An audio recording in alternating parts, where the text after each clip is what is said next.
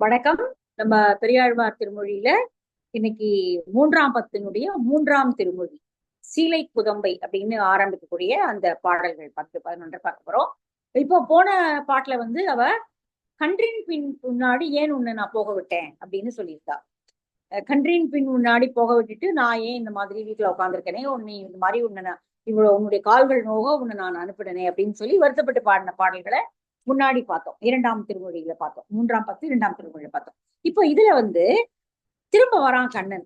போயிட்டு மாடு மேய்த்து விட்டு திரும்ப வருகிறான். எப்படி நம்ம பிள்ளைங்களை ஸ்கூலுக்கு அனுப்பிட்டு அதுங்க திரும்ப வீட்டுக்கு வரும்பொழுது எப்படியே தூசி தும்பா அதுங்க வருமோ, அது போல இங்க கண்ணன் திரும்ப வரான். அதை பார்த்து அப்படியே அம்மாவுக்கு கொள்ள மகிழ்ச்சி. அதை அந்த மகிழ்ச்சியை இந்த 10 பாடல்களையும் வெளிப்படுத்துறார். ரொம்ப அழகான பாடல்கள். பார்க்கலாம். சீலை குதம்பை ஒரு காது, ஒரு காது செந்நிறமேல் தோன்றிப்பூ, கோலப்பனை கச்சும் கூரை உடையும், குளிர்முத்தின் கோடாலமும், காலி பின்னே வருகின்ற கடல் வண்ணன் வேடத்தை வந்து காணீர், ஞாலத்து புத்திரனை பெற்றார் நங்கை மீர், நானே மற்றாரும் இல்லை. அவ்வளோ பெருமிதம். அப்படியே அழுக்கா வரான். எல்லாம் மாடு மேய்ச்சிட்டு அழுக்கா திரும்ப வரான். அவனுடைய கோலத்தை வர்ணிக்கிறா. இவ்வளவு அழகான பிள்ளையை பெற்ற பெருமை எனக்குதான் உண்டு. நங்கை மீரெல்லாம் பாருங்கள், இப்படி ஒரு புத்திரனை, ஞாலத்து புத்திரனை, இந்த உலகமே வியக்கும்படியாக ஒரு சிறந்த பிள்ளையை பெற்ற பெருமை எனக்குதான் உண்டு. அது எல்லா தாய்மாருக்கும் அது அப்படிதான் இருக்கும். தன் பிள்ளைய பார்க்கும்போது இந்த மாதிரி ஒரு பிள்ளை இந்த உலகத்துல உண்டாமா அப்படிங்கிற ஒரு சந்தோஷம் தான். அதாவது அந்தந்த தாய்மாருக்கு அவங்க குழந்தைதான் வசதி எப்படி இருந்தாலும். அப்போ இங்க கண்ணனையே பெற்றிருக்கிறாள் அவள் இல்லையா. ஞாலத்து புத்திரனை பெற்றார் நங்கை மீர், நானே மற்றாரும் இல்லை. நான் தான் இந்த உலகத்திற்கே சிறந்த ஒரு குழந்தையை பெற்றிருக்கிறேன். எவ்வளவு அழகா திரும்பி வரான் பாருங்க அவன் அப்படின்னு சொல்றா. அவனுடைய கோலம் இங்கே வர்ணிக்கப்படுகிறது. சீலை குதம்பை ஒரு காது, ஒரு காதுல சீலை குதம்பை. சீலை அப்படின்னா இங்க அந்த பணம் தோட்டால தக்கை மாதிரி ஒண்ணு செஞ்சு சுருட்டி அதை காதுல விட்டுருப்பாங்க. நம்ம ஏற்கனவே பார்த்தோம் இல்லையா, காது குத்துன உனக்கு காதை வடிச்சு விடலைன்னா எல்லாரும் உன்னை கிண்டல் பண்ணுவாங்க, எல்லா பிள்ளைங்களும் காது வடிச்சு விட்டுருக்காங்க, நீ பாரு அப்படியே இருக்கியே அப்படின்னு சொல்லி முன்னாடி 2ஆம் பத்துல ஒரு பாட்டு ஃபுல்லா பார்த்தோம். அப்போ இங்க ஒரு காதுல காதை ஓட்ட போட்டு அதுல இந்த குதும்பையை சொருகி இருக்கிறாங்க.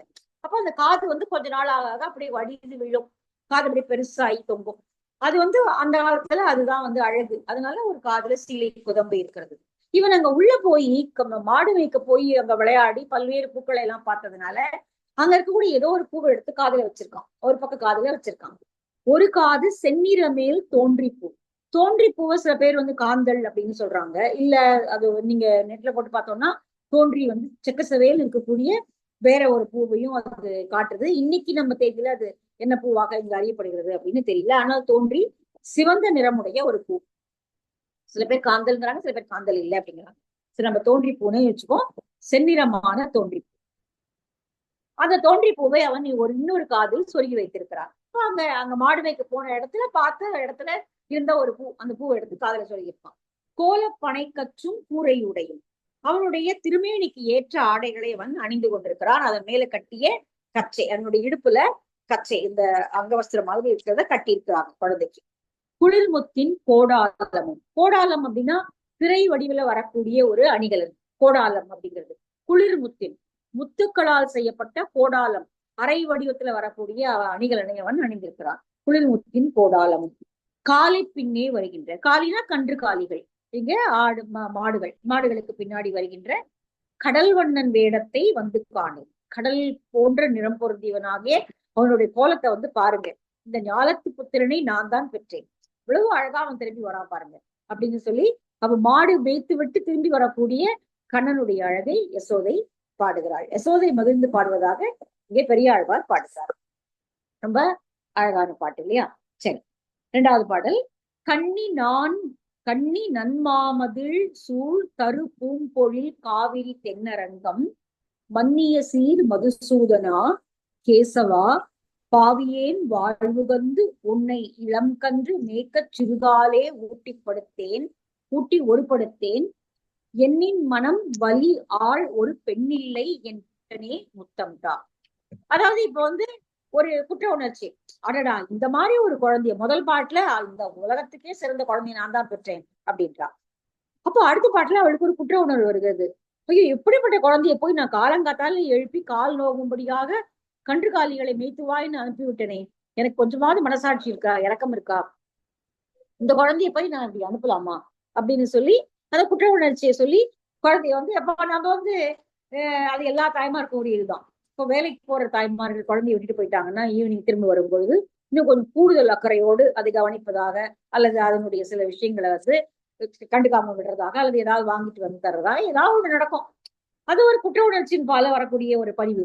இதுல இதே மாதிரிதான் இவ வந்து ஐயோ, உன்னை போய் நான் போக விட்டுட்டேனே, உன்னை நான் போக விட்டுருக்கலாமா அப்படின்னு சொல்லி வா வா இங்க வா, உன்னை நினைச்சுக்கிறேன், எனக்கு முத்தம் தான் அப்படிங்கிறா.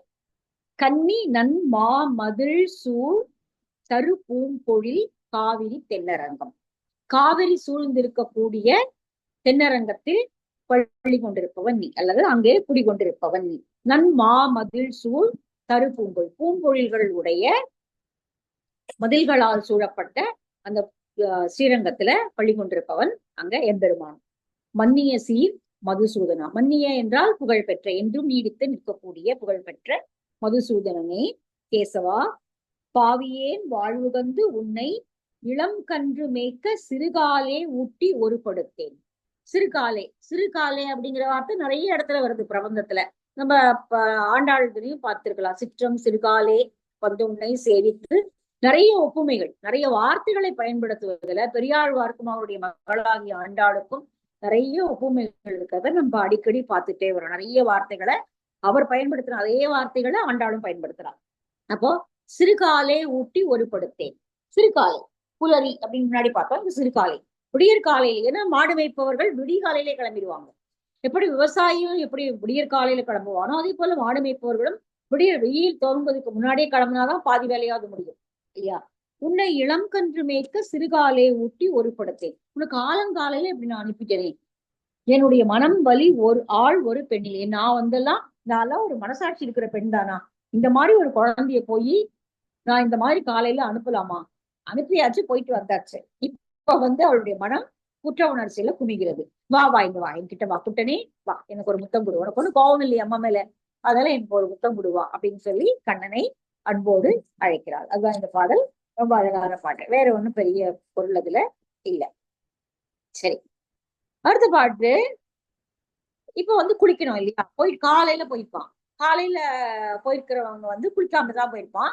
இப்போ திரும்ப ஈவினிங் வந்துதான் குளிக்கணும், மாலை நேரத்துல குளிக்கணும். காடுகள் ஊடு போய் கன்றுகள் மேய்த்து மதியோடி கார்கோடர் பூச்சூடி வருகின்ற தாமோதரா, கற்று தூளிகான் உன் உடம்பு பேடை மயிர் சாயல் பின்னை மணாளா, நீராட்டு அமைத்து வைத்தேன் ஆடி அமுது செய் அப்பனும் உண்டிலன் உன்னோடு உடனே உண்பான். ரொம்ப அழகான ஒரு வீட்டு காட்சி, ஒரு வீட்டுல நடக்கக்கூடிய காட்சியை வந்து காட்டுறான். காலையில மாடு மேய்க்க போனேன், இப்ப திரும்ப வந்திருக்க, உடம்பெல்லாம் ஒரே தூசி, குளிக்காம போயிருக்க, இப்ப வா குளி, குளிச்சுட்டு வந்து சாப்பிடணும். உங்க அப்பாவும் உனக்காக சாப்பிடாம காத்திருக்கான். அப்பா ஒருவேளை வேற ஏதாவது வேலைக்கு போயிட்டு மாலை நேரத்துல வீடு திரும்பி இருக்கலாம். சரி, குழந்தை வந்த உடனே அவனோட சேர்ந்து சாப்பிடுவேன் அப்படின்னு சொல்லி அவரும் நந்தகோபனும் இங்க காத்திருக்கிறார். இங்க ஒரு ஆயர்பாடியில நந்தகோபன் ஒரு அவர்களுக்கெல்லாம் தலைவனாக உருவைக்கப்படுபவன். இது கன்றுகாலிகளை மேய்த்து வரக்கூடிய குழந்தை, இரவு உணவுக்கு தயார்படுத்தியிருக்கா. ஒரு வீட்டினுடைய அழகிய காட்சியை இந்த பெரியாழ்வார் நமக்கு காட்டுகிறார். போய் குளிச்சுட்டு வா, உனக்கு தண்ணியெல்லாம் வெந்நீர் சேர்ந்து வச்சு எல்லாம் ரெடி பண்ணிட்டேன், போய் குளிச்சுட்டு வா, உணவு இரவு உணவு தயாராக இருக்கிறது, அப்பாவும் இன்னும் சாப்பிடல, உன்னோட சாப்பிடுவதற்காக தான் உட்கார்ந்துட்டு இருக்காரு. ஒரு கேஷுவலா ஒரு வீட்டுல நடக்கக்கூடிய ஒரு டயலாக் மாதிரியான ஒரு அழகான ஒரு வீட்டு காட்சியை வந்து இங்க பெரியாழ்வார் நமக்கு காட்டுறாரு. ரொம்ப அழகா இருக்குல்ல இந்த பாட்டு. காடுகள் ஊடு போய், காடுகளில் உள்ளெல்லாம் போய் கன்றுகள் மேய்த்து மரியோடி, அங்க வந்து கார்கோடர் பூ, இங்கே கார்கோடலை காந்தல் அப்படின்னு சொல்றாங்க. கார்கோடர் பூ சூடி வருகின்ற தாமோதரா, காந்தல் மலர்களை பறித்து தலையில் சூடி வருகக்கூடிய தாமோதரனி. கற்று தூளிகான் உன் உடம்பு, உன்னோட உடம்பு ஃபுல்லா இப்ப தூசியா இருக்கு, உடம்பு முழுக்க தூசி பரவி இருக்கு அப்படியே. பேடை மயில் சாலை பின்னை மணாளா, பெண் மயில் போன்ற சாயலை உடையவளாகிய அழகியவளாகிய பின்னை, நப்பின்னையினுடைய தலைவனே, மணாளனே, கணவனே, நீராட்டு அமைத்து வைத்தேன். நீ குளிப்பதற்கு எல்லாத்தையும் ரெடியா எடுத்து வச்சாச்சு, நீராட்டு அமைத்து வைத்தேன். நீராட வேண்டிய அத்தனை சாதனங்களையும் தயாராக எடுத்து வைத்திருக்கிறேன். வெந்நீர் எடுத்து வைத்திருக்கிறேன், உடம்புக்கு பூசிக்கக்கூடிய பொடி இது எல்லாமே இருந்திருக்கலாம். நீராட்டு அமைத்து வைத்தேன். ஆடி அமுது செய், போய் குளிச்சுட்டு வா. ஆடி அமுது செய், நீராடி விட்டு வந்து சாப்பிடவா. அமுது ஆடி நீராடி விட்டு வந்து அமுது செய்யவா. அப்பனும் உண்டிலன், உன் அப்பாவும் உனக்காக சாப்பாடாம காத்துட்டு இருக்காரு. அப்பனும் உண்டிலன் உன்னோடு உடனே உண்பான், உன்னோடு சாப்பிடலாம் என்று காத்து கொண்டிருக்கிறான். இவ்வளவு அழகான காட்சி இல்லையா? யசோதை நந்தகோபன் குழந்தை குளிச்சுட்டு வந்து சாப்பிடறதுக்காக எல்லாரும் காத்திருக்காங்க.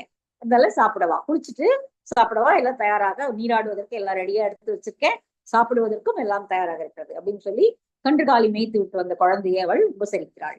சரி, அடுத்த பாட்டு. நீ போகும்போது எது எடுத்துட்டு போக வேண்டிய எதையுமே எடுத்துட்டு போக வேண்டிய போன பாட்டிலையும் சொன்னான்.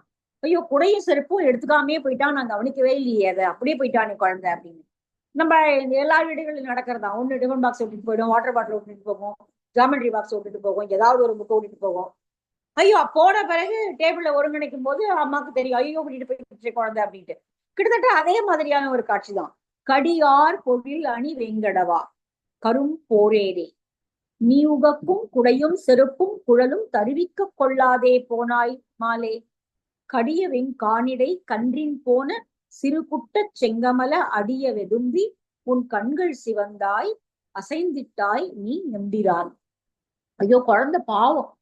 ஒரு 2 மணி நேரம் 3 மணி நேரம் போயிட்டு வந்த உடனே எப்படி எல்லாம் மேனியெல்லாம் அப்படியே கருத்து போய் தூசியாயி அப்படியே கண்கள்லாம் செவந்து ஒரு அப்படியே சோர்வாயிட்டான்.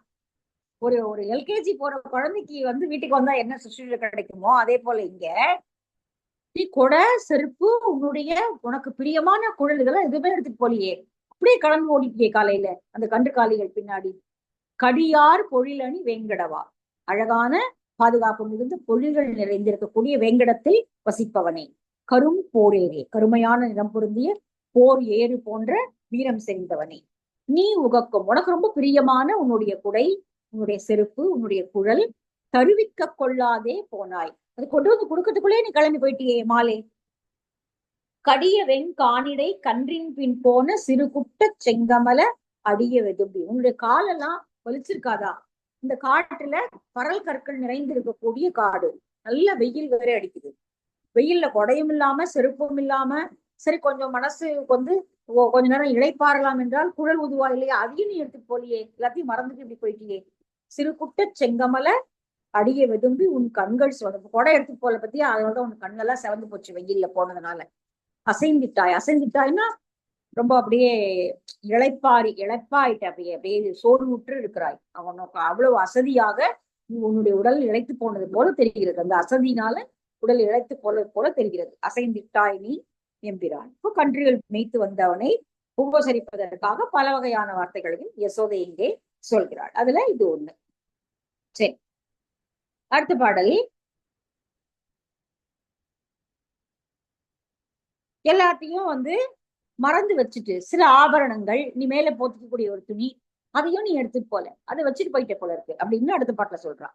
பற்றார் நடுங்க முன் பாஞ்ச சன்னியத்தை வாய் வைத்த போரேரே, என் சிற்றாயர் சிங்கமே சீதை மணாளா சிறுகுட்ட செங்கன் மாலே, சிற்றாடையும் சிறு பத்திரமும் இவை கட்டிலின் மேல் வைத்து போய் கற்றாயரோடு நீ கன்றுகள் மேய்த்து கலந்து உடன் வந்தாய் போலும்.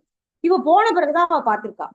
படுக்கையில படுத்து தூங்கிட்டே இருந்தவன் இந்த ஆயர் குழந்தைகள்லாம் வந்து கூப்பிட்ட உடனே அவனும் அப்படியே கிளம்பி போயிட்டான். அப்புறம் உள்ள வந்து பார்த்தா அந்த படுக்கையின் மேல அவனுடைய ஆடை ஒன்று, அவன் போட்டுக் கொள்ளக்கூடிய ஆடை ஒன்றும், அவனுடைய சிறு பத்திரமும் ஆபரணமாகிய பத்திரம் என்கிற ஆபரணமும் அப்படியே அந்த கட்டில் மேலேயே கிடக்கு. அடடா, இது போட்டுக்காமே போயிட்டானே குழந்தை அப்படின்னு சொல்லி அவ வந்து அப்புறம் தான் கவனிக்கிறா. அவள் வந்த பிறகு சொல்றா, இதெல்லாம் நீ போட்டுட்டே போலியே, அப்படியே வச்சுட்டு போயிட்டியே, மறந்து போயிட்டியோ, அவங்க கூப்பிட்ட உடனே அப்படியே கிளம்பி போயிட்டு போல இருக்கே அப்படின்னு சொல்லி சொல்றாங்க. பற்றார் நடுங்க, முதல் 2 வரையும் வர்ணனை தான். பற்றார் நடுங்க, பற்றில்லாதவர்களாகிய அவர்கள் நடுங்கும்படியாக பாஞ்சசன்னியம், பாஞ்சசன்னியம் அவனுடைய சங்கை முழங்கிய, போர்க்களத்தில் சங்கை முழங்கி பகைவர்களுக்கு அச்சத்தை ஏற்படுத்திய போரேறு போன்றவனே, என் சிற்றாயர் சிங்கமே, என்னுடைய ஆயர்பாடியினுடைய சிங்கம் போன்றவனே, சீதை மணாளா, இங்க ராம அவதாரத்தையும் குறிப்பிட்டு சொல்றா. சீதை மணாளா சிறு குட்ட செங்கன் மாலை, இந்த வர்ணனை தான் ரொம்ப அழகா இருக்கு. இந்த உண்மைதான். சிறு குட்ட, குட்டன்னா குழந்தை இல்லையா, மலையாளத்துல இன்னும் அந்த வார்த்தை இருக்கு. சிறுகுட்ட செங்கன்மாலே. சிற்றாடையும் சிறுபத்திரமும் இவை கட்டிலின் மேல் வைத்து போய் கற்றாயரோடு நீ கன்றுகள் மேய்த்து கலந்து உடன் வந்தாய் போலும். மறந்து வச்சுட்டு போயிட்ட போல இருக்கே. அப்படியே அவங்க வந்து கூப்பிட்டுருப்பாங்க, நீ உடனே நான் உள்ள ஏதோ வேலையா இருந்தேன். ஏன்னா காலையில அவளுக்கு தயிர் கடையிற வேலை, மோர் எடுக்க கடையிற வேலை, வெண்ணெய் எடுக்கிற வேலை எல்லாமே இருக்கும். அப்போ வந்து இத வந்து உடன் வைத்தாய் போல். அப்படி மறந்துட்டு இப்படி போயிட்ட போல இருக்கே, இதுமே எடுத்துட்டு போ, நாளைக்கு போ, நாளை பின்னாடி போனா எடுத்துட்டு போ அப்படின்னு சொல்றதுக்காக அதை சொல்றான். அவ்வளவுதான். இதை மறந்துட்டு வச்சுட்டு போயிட்ட போல இருக்கே அப்படின்னு அதாவது திரும்பி வரக்கூடிய குழந்தையிடம் யசோதை பேசக்கூடிய பேச்சுக்கள். சரி, அடுத்த பாடல். அன்சுடர் ஆழி உன் கையகத்து ஏந்தும் அழகா, நீ பொய்கை புக்கு நஞ்சு உமிழ் நாகத்தினோடு பிணங்கவும் நான் உயிர் வாழ்ந்திருந்தேன்.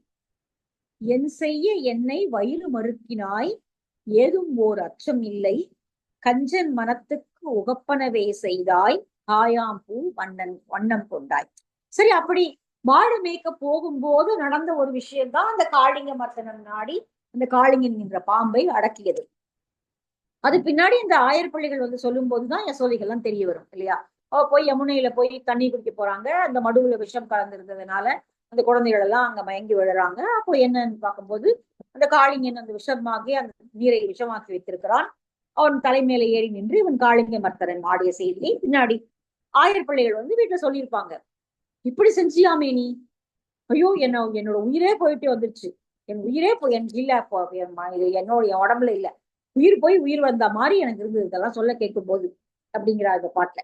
அன்சுடர் ஆழி உன் கையகத்து ஏந்தும் அழகா, அழகான ஆழி சக்கரத்தை, சுதர்சன சக்கரத்தை ஏந்திருக்கக்கூடிய அழகனே, நீ பொய்கை புக்கு நஞ்சு உமிழ் நாகத்தினோடு பிணங்கவும், அந்த பொய்கையில் இறங்கி யமுனை மடுவுல இறங்கி நீ அந்த நாகத்தினோடு சண்டையிட்டு அதை ஜெயித்தா என்பதை நான் கேள்விப்பட்டேன். பின்னாடிதான் இவ போய் பார்க்கல, நான் உயிர் வாழ்ந்திருந்தேன். ஐயோ எனக்கு வந்து உயிர் போய் உயிர் வந்துருச்சு எனக்கு, அதுதான் இங்க சொல்றா. நான் உயிர் வாழ்ந்திருந்தேன், ஒரு நிமிஷம் எனக்கு மூச்சே நின்று போச்சு, ஐயோ குழந்தை இப்படி செய்வானா அப்படின்னு சொல்லிட்டு. என்ன செய்ய என்னை வயிறு மறுக்கினாய், என்னை என்னோட குழம்பு ஏன் வயிற்று அப்படி குழம்பு செய்ய, இந்த மாதிரிலாம் நீ செய்யலாமா, என்னோட வயிறை மறுகச் செய்தாய். வயிறு அப்படியே ஒரு நிமிஷம் வயிற்றுல பட்டர்ஃபிளை பறக்குது அப்படின்னு சொல்லுவோம் இல்லையா, வந்து அப்படியே வந்து வயிறே எனக்கு வந்து வயிறை ஏன் இந்த மாதிரி என்னோட வயிற்றை கலக்க வைக்கிற அப்பப்போ, ஏதும் ஒரு அச்சம் இல்லை. ஆனா பயம் எல்லாம் ஒண்ணும் இல்லை, நீ உன்னால உனக்கு எதுவும் ஆபத்து படாதுன்னு எனக்கு தெரியும், ஆனாலும் வயிறு கலங்கிதானே போகிறது இல்லையா. கஞ்சன் மனத்துக்கு உகப்பனவே செய்தாய். கஞ்சன் வந்து இதெல்லாம் பார்த்தா அவனுக்கு வந்து ஓ ஐயோ இப்படி ஒரு பிள்ளை இருக்கிறான் போல இருக்கிறது என்பதை அவன் உகப்பன என்பது சந்தோஷப்படும்படியான. இப்ப கஞ்சனுக்கு ஒண்ணு சந்தோஷம் கிடையாது. அப்போ வந்து கஞ்சனுடைய மனதுல இந்த மாதிரியான அசத்தை தோற்றுவிக்கக்கூடிய செயல்களை தான் நீ செய்து கொண்டே வருகிறாய் தொடர்ந்து. காயாம்பூ வண்ணம் கொண்டவனே அப்படின்னு சொல்லி, அதாவது கன்றுகாலிகள் மேய்க்க போகும்பொழுது அங்கு நடந்த ஒரு விஷயத்தை, எல்லாமே நிறைய அசுரர்களை அவர் கொன்றதெல்லாம் அப்படி கன்றுகாலிகளை மேய்க்க போகும்போதுதான் நடக்குது இல்லையா. கன்றாக வந்த ஒரு அரக்கனை கொள்வது, விலங்காய் அடித்து அந்த இது கொள்வது, இப்படி எல்லாமே அப்படிதான் நடக்குது. பின்னாடிதான் வந்து ஆயர் பிள்ளைகள் வந்து சொல்கிறார்கள் இந்த மாதிரி எல்லாம் நடந்தது இன்னைக்கு அப்படின்னு சொல்லிட்டு. ஒவ்வொரு நாளும் ஒண்ணு நடக்குது. அப்போ வந்து அவ சொல்றா, அதுலதான் ஒரு செய்தியை இன்னைக்கு இந்த பாட்டுல சொல்லி, அப்படி செய்தியாமே என்னோட உயிர் போய் உயிர் வந்துருச்சு கேட்ட போது, ஒருவேளை கண்ணன் வீட்டு திரும்புவதற்கு முன்னாடி அந்த செய்தி வந்துருச்சு. அப்போ எனக்கு போன உயிரே திரும்பி வந்த மாதிரி இருந்தது, உனக்கு ஒன்னும் ஆபத்து இல்லைங்கிறத நான் கேட்ட பிறகு ஏன் இந்த மாதிரி செய்யற, ஆனா என்ன கஞ்சனுக்கு வந்து இதெல்லாம் போய் சேரட்டும், இந்த செய்தியெல்லாம் அவனுக்கு போய் சேரட்டும், நல்லதுதான் நீ செஞ்ச என்று சொல்லி அதையும் அவள் பாராட்டுகிறாள். அடுத்தது, பன்றியும் ஆமையும் மீனமும் ஆகிய பார்க்கடல் வண்ணா, உன்மேல் கன்றின் உருவாகி மெய்ப்புலத்தே வந்த கள்ள அசுரர் தம்மை சென்று பிடித்து சிறு கைகளாலே விளங்காய் எறிந்தாய் போதும், என்றும் என் பிள்ளைக்கு தீமைகள் செய்வார்கள் அங்கனம் ஆவார்களே. நல்லா வேணும் அவனுக்கு. உன்னை வந்து அவன் முட்டை வந்தான்னா என்ன ஆகும், என் பிள்ளைய யாராவது என் பிள்ளை மேல கைய வச்சாங்கன்னா அவனுக்கு என்ன நடக்குங்கிறத இப்ப எல்லாரும் தெரிஞ்சுக்கிட்டோம். அந்த கன்றாக வந்த அரக்கனை நீ எடுத்து தூக்கி எரிஞ்சு விளாங்காய் மரத்துல விளாம்பழ மரத்தின் மேல எரிஞ்சு அந்த விளங்காய்கள் எல்லாம் விழும்படியாக அவனை கொன்றாயாமே, நான் கேள்விப்பட்டேன். என் பிள்ளை மேல கையை வச்சானா அவனுக்கு என்ன நடக்கும், இதான் நடக்கும். அழகா இருக்கு பாட்டு. பன்றியும் ஆமையும் மீனமும் ஆகிய பார்க்கடல் வண்ணா, இந்த 3 அவதாரங்களையும் திருமால் எடுத்தான் இல்லையா. பன்றியாக வந்தான், ஆமையாக வந்தான், மீனமாக வந்தான். இந்த 3 அவதாரங்களும் பன்றி வராக மற்ற அவதாரம் 3ஐயும் சொல்றான். பார்க்கடல் வண்ணம் பொருந்தியவனே, இந்த 3 அவதாரங்களாகவும் நீ வந்தாய். உன்மேல் கன்றின் உருவாகி மெய்ப்புலத்தே வந்த கள்ள அசுரர் தம்மை. கன்று காலிகளோடு ஒரு அசுரன் கன்றாகவும் வந்து உன்னை கொல்ல வந்த போது நீ சென்று பிடித்து சிறு கைகளாலே அவனை தூக்கி பிடித்து, இந்த கன்றை கைகளாலே உங்க சிறு கைகளால தூக்கி பிடித்து விளாமரத்தின் மேல் எரிந்து அந்த விளாம்பழங்கள் உதிரும்படியாக நீ அவனை கொன்றாயாமே. நல்லா வேணும். என்றும் என் பிள்ளைக்கு தீமைகள் செய்வார்கள் அங்கனம் ஆவார்கள். என்னோட பிள்ளைக்கு தீமை நினைச்சா என்ன ஆகும்? இதுதான் நடக்கும். ஒரு ஒரு சாதாரண ஒரு அம்மாவுடைய டயலாக் போல யசோதை இங்க வந்து தன்னுடைய பிள்ளையினுடைய பெருமையை பேசி மகிழ்விக்கிறான், மகிழ்ந்து போறான். எல்லாம் அவளுக்கு தெரியாது, அவ பார்க்கல. இந்த ஆயர்பாடியில செய்த குறும்புகள் எல்லாம் அவ பார்த்தா அப்பவும் நிறைய வந்து செய்திகள் வருது. வெண்ணையத்தின்னா அதை உடைச்சான், வடையில போட்டு போனான், எல்லாம் வருது. இப்போ கன்று காலிகளை மேய்க்கும் பொழுது வேறு வேறு செய்திகள் வருகின்றன. அதையெல்லாம் சொல்லி இப்போ புலகா இது பண்றான். என்னுடைய பிள்ளைக்கு இது என் பிள்ளையினுடைய பெருமையே இதுதான் அப்படின்னு சொல்லி சொல்றான். இப்போ அடுத்தது வந்து கோவர்த்தனகிரியை எடுத்தது, அந்த இந்திரனுக்கு கோபம் ஊட்டியது, அந்த செய்தியை வந்து சொல்றாங்க. கேட்டு அறியாதன்னு கேட்கிறேன் கேசவா, கோவலர் இந்திரர்க்கு காட்டிய சோறும் கரியும் தயிரும் கலந்து உடன் உண்டாய் போலும். ஊட்ட முதலே உலேன் உந்தன்னை கொண்டு ஒருபோதும் எனக்கரிது. வாட்டமிலா புகழ் வாசுதேவா உனக்கு அஞ்சுவன் இன்று தொட்டும். இங்க வந்து இந்திரனை மகிழ்விப்பதற்காக அவர்கள் பல்விதமான பொருள்களை படையில் இடுகிறார்கள் கோவலர்கள். ஆனா இந்திரன் கோச்சிக்குதான் அதுக்கப்புறமா மழையை போய் வைக்கிறான். அதுக்கப்புறமா அவன் வந்து இந்த கற்றுக்காலிகளை காப்பாற்றுவதற்காக கோவர்தனகிரியை கண்ணன் எடுக்கிறான் அப்படிங்கிறது கண்ணனுடைய திருவிளையாடல ஒண்ணு நம்ம படிச்சிருக்கோம். இப்ப இவளுக்கு வந்து தெரியாது, இவ வீட்டுல இருக்கா. அங்க படையல் போட்ட சாப்பாடெல்லாம், இந்திரனுக்கு வச்ச சாப்பாடெல்லாம் அவனுக்கு எதுக்கு இனிமே நம்ம கொடுக்கணும் அப்படின்னு சொல்லி கண்ணனே சாப்பிட்டத ஆயர்கள் வந்து சொல்கிறார்கள். இந்திரனுக்காக வைத்த எல்லா உணவும் அவனே இவன் ஒருத்தனே சாப்பிட்டுட்டான். இனிமே இந்திரனுக்கு கோவம் வரப்போது, என்ன ஆக போதோ தெரியலையே அப்படின்னு சொல்லி சொல்றாங்க. அப்ப அதுக்கப்புறம் தான் மழை வரப்போகுது, கோவர்தனகிரியை எடுக்க போறான். அப்ப முதல்ல வந்து இனிமே நம்ம ஏன் இந்திரனை வந்து ஒத்துக்கணும்? இந்திரன் வந்து நமக்கு தலைவர் கிடையாது. இனிமே இந்திரனுக்கு அடிபணிந்து நாம செய்ய வேண்டியது ஒண்ணும் கிடையாது அப்படின்னு சொல்லி இந்திரனுக்காக வைக்கப்பட்ட படையலை இங்க கண்ணன் உண்டு விட்ட செய்தியை ஆயர்கள் வந்து சொல்கிறார்கள். அப்ப வந்து அதுதான் சொல்றான், கேட்டு அறியாதன்னு கேட்கிறேன். இந்த மாதிரி முன்ன பின்ன நான் கேட்டதே இல்லையே, இது மாதிரி எனக்கு எதுவுமே எனக்கு வந்து தெரியாது. நான் இந்த மாதிரி ஒரு விஷயம் நடக்குத தெரியவே இல்லை, தெரியாது. கேசவா, கோவலர் இந்திரருக்கு காட்டிய சோறும் கரியும் தயிரும் கலந்து உடன் உண்டாய் போலும். நீ வந்து இந்த மாதிரி சோறு கறி தயிர் எல்லாத்தையும் அவர்கள் படையலாக படைத்திருக்கிறார்கள். அதனால அதை போய் நீ சாப்பிட்டுட்டே போ. சாப்பிட்டுட்டு இந்திரனுக்கு இனிமே கொடுக்க வேண்டியது இல்லை அப்படின்னு நீயே சொல்லிட்ட. இப்ப இனிமே வந்து இந்திரன் இடத்த என்ன பண்ண போறான்னு தெரியாது. இப்போ உனக்கு இவ்வளவு படையல்னா இப்ப நிறைய போட்ட படையல் அது இவ்வளவுத்தையும் நீ சாப்பிட்டுட்டு ஒருத்தனையும் சாப்பிட்டுட்டே அப்படின்னா உனக்கு நான் எப்படி சாப்பாடு போட முடியும்? உனக்கு சாப்பாடு போடுறதுக்கு எனக்கு பயமா இருக்கு. எப்படி நான் ஒரு வீட்டுல நான் சாதாரணமாக சமைக்கிற ஊர் கூடி செய்த படையில நீ ஒருத்தனையும் சாப்பிட்டுட்ட அப்படின்னா நான் எப்படி உனக்கு உணவு கரிக்க முடியும்? வாட்டமிலா புகழ் வாசுதேவா உன்னை அஞ்சுவன் இன்று தொட்டும். இப்போ உன்னை பார்த்தாலே எனக்கு இப்போ அச்சமா இருக்கு. இந்த பிள்ளை என்ன செய்யக்கூடாதெல்லாம் செய்யறானே, இந்த மாதிரியான பல நிலைகளை செய்யறானே, இவன் உண்மையாவே என் வயிற்றில் பிறந்த பிள்ளைதானா? இப்போ நான் இவ்வளவு ஒரு ஊர் கூடிய படையிலேயே நீ சாப்பிட்டுட்டேன்னா உன் ஒருத்தனுக்கு நான் என்ன செஞ்சு தர முடியும்? நான் ஒருத்தி வீட்டுல சமைச்சு நான் உனக்கு என்ன சாப்பாடு போட முடியும்? உன்னை அஞ்சுவன், உன்னை பார்த்தா எனக்கு திகைப்பாகவும் அச்சமாகவும் இருக்கிறது அப்படின்னு சொல்றான். ஏற்கனவே இந்த திகைப்பையும் அச்சத்தையும் முன்னாடியும் சொல்லியிருக்கான். உன்னுடைய வாயை திறந்தா இந்த 7 உலகம் தெரிஞ்ச காட்சியை பார்த்தேன். பூதனையினுடைய உடல்ல இருந்து பாலை குடிச்சு அவளை கொண்டேன். உனக்கு அம்மம் தரத்துக்கு நான் அஞ்சுவேன், உனக்கு பால் புகட்ட நான் அஞ்சுவேன் முன்னாடியே சொல்லியிருக்கான். அதே மாதிரியாக இங்கேயும் சொல்றான், உனக்கு நான் உணம் தருவதற்கு அஞ்சுவேன் அப்படிங்கிறான். சரி, இன்னில இருந்து ஒரு 7வது நாள்ல உன்னுடைய நீ பிறந்த திருவோண நட்சத்திரம் வரப்போகிறது. குழந்தை பிறந்த நட்சத்திரத்தை தான் பெரும்பாலும் அன்னைக்கு வந்து டேட் ஆஃப் பர்த் எல்லாம் நம்ம பாக்குறது இல்ல, குழந்தை பிறந்த நட்சத்திரத்தை தான் கொண்டாடுவாங்க. நிறைய வீடுகள்ல இன்னும் நட்சத்திரத்தை அனுசரிக்கக்கூடிய வழக்கம் உண்டு. நட்சத்திர நாள்ல கோவிலுக்கு போறதோ அல்லது அந்த நட்சத்திர நாளை வீட்டுல கொண்டாடுவதோ இன்றைக்கும் வழக்கமா இருக்கக்கூடிய ஒரு விஷயம் தான். இங்க இன்னைக்கு 7வது நாள் உன்னுடைய திருவோண நட்சத்திரம் வரப்போகுது, உனக்கு பர்த்டே வரப்போகுது. அதுக்கான எல்லா விஷயங்களும் நான் இப்பவே செய்ய ஆரம்பிச்சுட்டேன். முக்கியமா பாலிகை கரைக்கிற அந்த விஷயத்த செய்வதற்காக அவள் தயார்படுத்தி வைத்திருக்கிறாள். முளை அட்டி பல்லாண்டு கூறுவித்தேன். பாலிகை கரைக்கிறது அப்படிங்கிறது வந்து எல்லா இன்றைக்கும் இருக்கக்கூடிய ஒரு வழக்கம் தான். ஒரு நல்ல நிகழ்ச்சி வீட்டுல நடக்கும் பொழுது அதுக்காக பாலிகை கரைச்சு வைப்பாங்க. இப்ப ஈவன் கோவில்ல நடக்கக்கூடிய உற்சவங்கள், அப்புறமா கும்பாபிஷேகம், அப்புறமா வீடு கட்டுவதற்கான வைபவங்கள் அல்லது திருமண வைபவங்கள் அல்லது சுமங்கலி பிரார்த்தனை மாதிரி பண்றது, அப்புறம் அதாவது எந்த நற்காரியம் செய்வதற்கு முன்னாடியும் இந்த தானியங்கள்ல 9 9 7 9 11 அப்படி ஒத்தப்படையில் தான் வைப்பாங்க. ஒரு சின்ன சின்ன பானைகள்ல அந்த 9 வகையான நவதானியங்களை போட்டு முளை கட்டி வைப்பாங்க. எள்ளு, கொள்ளு, துவரை, அவரை எல்லாத்தையும் போட்டு முளை கட்டி வச்சு 7 நாளைக்கு முன்னாடி வச்சா அந்த அந்த விழா நடக்கிற அன்று, அந்த முகூர்த்த நாள் அன்றைக்கு அது நன்றாக முளை கட்டி நன்றாக வந்திருக்கும். அப்புறம் அந்த விழாவெல்லாம் முடிஞ்ச பிறகு இந்த பாலிகைய வீட்டுல இருக்கக்கூடிய முக்கியமான ஒரு மூதி பெண்டுகளை கூப்பிட்டு அதை தண்ணியில கரைக்க சொல்லுவாங்க. 6 இருந்தா 6ல போய் கரைப்பாங்க. இல்ல வீட்லயே ஒரு பெரிய பாத்திரத்துல தண்ணீர் வச்சு அதுல பாட்டு பாடி கும்மி அடிச்சு அதுல அந்த முளைப்பாளிகை கரைப்பாங்க. அந்த முளைப்பாளிகை கரைக்கிறது அப்படிங்கிறதே ஒரு விசேஷமா பண்ணுவாங்க. நிறைய வீடுகள்ல அது நடக்கும்.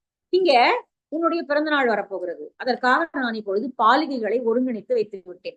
இப்ப இன்னைக்கு 7ஆம் நாள் இல்லையா? 7 நாள்ல அது நல்லா முளைச்சிரும், முளை கட்டி நல்லா வந்துடும். இந்த பாலிகை முளைப்பது அப்படிங்கிறது விதையை விதையை வளர்த்து அதை அங்குரார்ப்பணம் அப்படின்னு சொல்றாரு இங்க உரையில. அங்குரார்ப்பணம், அங்கு அப்படின்னா விதை, அர்ப்பணம் அப்படின்னா அதை காணிக்கையாக செலுத்துவது. இப்ப இங்க அவ தின்னார் வெண்சங்கு உடையாய், திண்மையான வெண் சங்கினை உடையவனி. திருநாள் திருவோணம் இன்று 7 நாள், இன்னிலிருந்து 7ஆவது நாள் உன்னுடைய பிறந்த நாள் ஆகிய திருவோணம். முன் பன்னேர் மொழியாரை கூவி முளையட்டி பல்லாண்டு கூறிவிட்டேன். அந்த திருவோணத்தை கொண்டாடுவதற்காக இப்பவே ஆயர்பாடியினுடைய பெண்களை எல்லாம் அழைத்து அந்த பானைகள்ல முளை கட்டி நவதானியங்களை முளை கட்டி வைத்து பல்லாண்டு கூறி நான் வச்சுட்டேன். பல்லாண்டு கூறிவிட்டேன். கண்ணாலம் செய்ய கரியும் கலத்தது அரிசியும் ஆக்கி வைத்தேன். இந்த பிறந்த நாள் விழாவை கொண்டாடுவதற்காக, கண்ணாலம்னா இந்த விழாவை கொண்டாடுவதற்காக கறி எல்லாத்தையும் இப்பவே ஒருங்கிணைச்சு வைக்கிறார். அரிசியும் ஆக்கி வைத்தேன். கண்ணா, நீ நாளை தொட்டு கன்றின் பின் போகையில் கோலம் செய்து இங்கே இரு. அதனால இன்னிலிருந்து 7ஆம் நாள் உன்னுடைய பர்த்டே இல்லையா? அதனால நீ எங்கேயும் போக வேண்டாம். சாரி, நீ நாளை தொட்டு கன்றின் பின் போகையில் கோலம் செய்து இங்கே இரு. 7 நாள்ல உன்னுடைய பிறந்த நாள் வருது. நீ டெய்லி இந்த மாதிரி போய் ஒரு நாளைக்கு ஒரு வம்ப விலைக்கு வாங்கிட்டு வராத. அழகுபடுத்திட்டு உன்னை வெயில போய் கருத்து போகாம அழகுபடுத்தி கொண்டு வீட்டிலேயே அப்படின்னு சொல்றேன். இது ரொம்ப அழகா இருக்கு. இந்த பகுதியே ரொம்ப அழகா இருக்கு. இந்த பாட்டே கன்றின் பின் போயிட்டு வந்தவனே கொஞ்சம் மகிழ்விக்கிறா, நீராட்டுகிறாள். அடுத்தது கோலம் செய்து கொண்டு இனிமே வீட்டிலேயே இருங்கிறா. நீ அங்க போய் இதெல்லாம் செஞ்சலாமே, இதெல்லாம் கேள்விப்பட்டா என்னோட உயிரே போய் உயிர் வருது அப்படிங்கிறா. இந்த பகுதி ரொம்ப அழகா பெரியாழ்வார் அப்படியே அனுபவிச்சு இந்த பாடல்களை பாடியிருக்கார். சரி, இதெல்லாம் பாடினவர்களுக்கு என்ன கிடைக்கும்? குற்றரவு அல்குள் யசோதை நல் ஆய்ச்சி தன் புத்திரன் கோவிந்தனை கற்றினம் மேய்த்து வரக்கண்டு உகந்து அவள் கற்பித்த மாற்றம் எல்லாம் செற்றம் இல்லாதவர் வாழ்தரு தென்புதுவை விட்டு சித்தன் சொல் கற்று இவை பாடவல்லார் கடல் வண்ணன் கடல் இணை காண்பர்களே. அவனுடைய திருவடிகளை காணக்கூடிய பாகியம் இந்த பாடல்களை படிப்பவர்களுக்கு கிடைக்கும். குற்றரவு அல்குள் யசோதை, இதே மாதிரி வார்த்தை திருப்பாவையிலையும் வரும். குற்றரவு அல்குள் புனமையிலே போதராய் முற்றத்து தோழிமாரெல்லாம் பந்தனின் முற்றம் புகுந்து முகில்வண்ணன் பேர்பாட சிற்றாதே பேசாதே செல்வ பெண்டாட்டி நீ எற்றுக்குறங்கும் பொருளேலோர் எம்பாவாய் அப்படின்னு திருப்பாவையில வரும். குற்றரவு அல்குள், புற்றிலே ஒடுங்கியிருக்கக்கூடிய பாம்பு படம் எடுத்தால் போன்ற இடுப்பு பகுதியை உடைய பெண்ணி அப்படின்னு சொல்லக்கூடிய வர்ணனை. இதே வார்த்தை திருப்பாவையில். குற்றரவு அல்குள் யசோதை நல்லாட்சி, இப்படி இது யசோதைக்கான வர்ணனை. இப்படிப்பட்ட நல்ல ஆட்சியாகிய யசோதை தன்னுடைய புத்திரன் கோவிந்தனை கன்றுகள் மேய்த்து வர கண்டு உகந்து பாடி இந்த பாடல்கள் எல்லாம் படிப்பவர்கள் திருமாலினுடைய திருவடியை காணக்கூடிய பாகியத்தை பெறுவார்கள் அப்படின்னு சொல்லி பெரியாழ்வார் நம்ம எல்லாம் வாழ்த்துகிறார். இதோட 250 பாட்டை நம்ம முடிச்சுட்டோம், 53 பாட்டை முடிச்சுட்டோம். அடுத்த பாட்டை அடுத்த நாள் பார்க்கலாம். Beautiful, thank you. என்னால ரெகுலரா வர முடியல, எப்ப